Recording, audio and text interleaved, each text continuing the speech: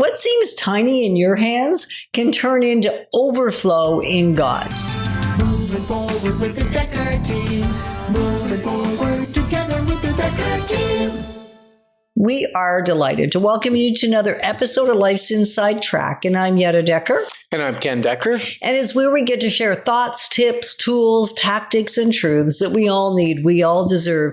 You, I, everyone, so that we can turn our house into home, our families thrive, and we build wealth wisely through real estate. Faith turns things into overflow. Yeah, let's look at the loaves and fishes. That's so traditional. It is. And so true. And so true. And maybe we'll look at it from a different vantage point. But here was a young boy with a small lunch, probably small fishes. We're not talking not like the ones fishes. You catch in Mexico. No, not like that. Go to the West We're Coast. talking a couple small fishes and a few little, they call them loaves of bread. They would have been small, right? And that was multiplied by God to feed the 5,000, which was probably more than 5,000. That was probably 5,000 men. Yes. And then children and women as well. And abundance came back in the baskets when they collected what wasn't eaten. Right. Talk about a miracle. Absolutely. And sometimes we get, I get a little apprehension about speaking about miracles, especially when it comes to money. And I've had clients say to me, we started praying and our money seemed to go further when we were struggling. We didn't have much income. We were students. The car never broke down the entire time that we were students, or just small miracles of money providing. I remember one lady, she was in Bible college. She came home and she didn't want to ask for money, but she was short, a few $100s for tuition. And that Sunday, somebody came up, shook her hand, and there was a couple $100 in their handshake. And they just said, God told me that you might need this. And so that's the kind of provision that may be available when we have faith. It's interesting when you talk about that, because I don't want to propose that we have blind faith. No. Right? Like we're still to do our part. And I go back to our beginning of having a relationship with Christ. And that goes back to 91 when it all started. And we were upside down financially. We were upside down relationally, near bankrupt in every area of our life, financially and relationally, and of course, spiritually and all of that. The only thing that hadn't got taken away from us yet really was the health. And we were only in our late 20s. And so that was still on our side. But every other area, we were near bankrupt. And when we started taking financial classes, Mastering Money God's Way, Ron Blue back then, right? We were, I would say initially, horrified. It made no logical sense. I did not initially have the faith to say, I'm going to start giving money when I wasn't making my payments. We were consolidating. We were upside down. The average Canadian, if they're without income for 6 weeks, they risk bankruptcy. That's real truth even today. And we certainly were living that reality. And yet, by faith, and at that point we were making probably not $30,000. We'd been making 12 some years earlier. So I don't know, we got ourselves in a hole even with next to no money income coming in. And yet we started with giving away 1%. And then we started 2%, and then 3%. And then we jumped to 5%, finally got to 10%. But that little bit of faith, and it was little, allowed us to start saving.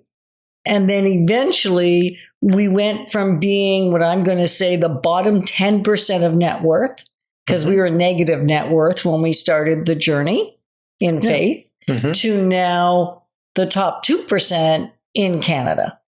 Right. So, and I would say it was all by faith. And then taking action according to the faith. Absolutely.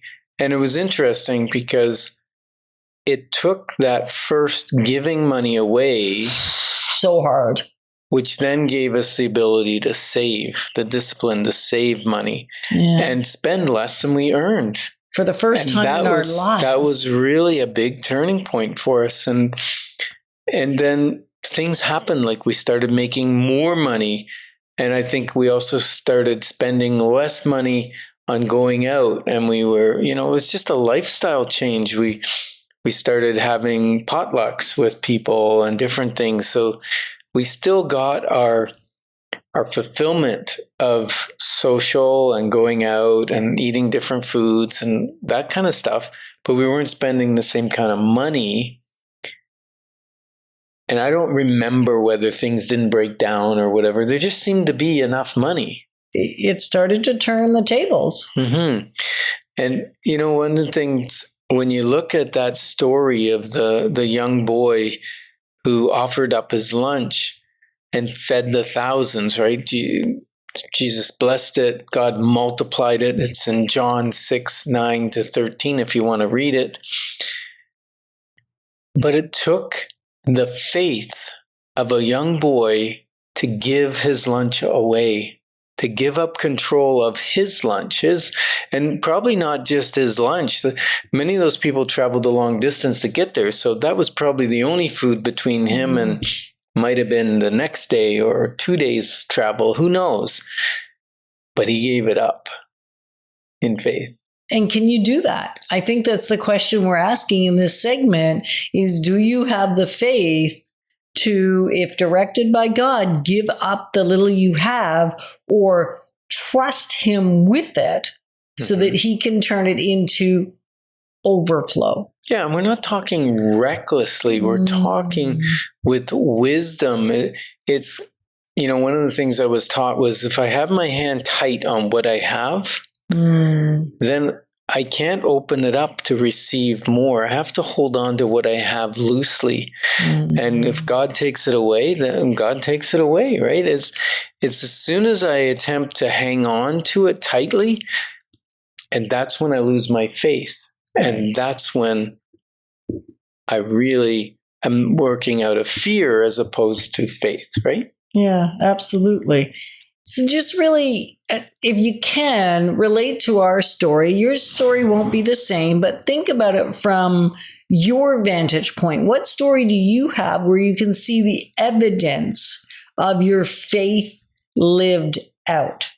Where did you take a moment when you had little and were able to, by trusting God, have it turned into much? And if you lived in the state of fear, you would have been clinging to it, I think is what you're saying. Yeah, and same thing with, it applies to your relationships, it applies to your health, not just your money, right? Like everything that you cling to, the old saying, if you love it, let it go. And if it returns to you, it was real love. You know what I mean? Like when you're clingy, it's not a good thing. And one of the things that they've done a study on, and generosity studies show that those who give regularly report higher life satisfaction and resilience across generations. Yeah, not just this generation, across their generations. Yeah, so if God can multiply a small meal into abundance, what might he do for your finances, your time, your relationships, when you release them to him? What a great thought. We're glad that you're joining us on Life's Inside Track because, as we talk about this, it's about building wealth through real estate, but it's also about much, much more and much more than just money. Moving forward with the Dekker team. Moving forward together with the Dekker team.